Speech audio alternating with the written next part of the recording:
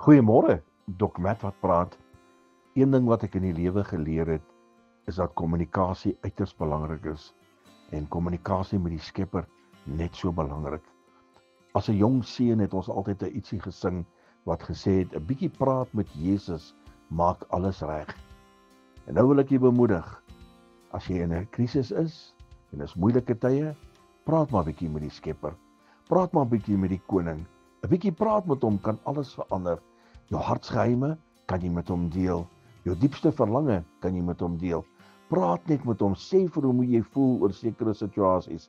En as jy nou nie daaroor gaan praat nie, ek dink dan gaan die Skepper weet, hy weet presies wat in jou hart aangaan, maar dis partykeer net so noodsaaklik om dit hom te vertel. Ag, al sê jy net vir hom jy's lief vir hom, kommunikeer dit met Jesus. Maar hy's altyd daar. Sy oor is nooit te swaar om te hoor nie. Sy arm is nie te kort om te help nie. En ek glo hy wil graag met jou in gesprekvoering gaan en tog met jou gesels. My vriend, praat met Jesus.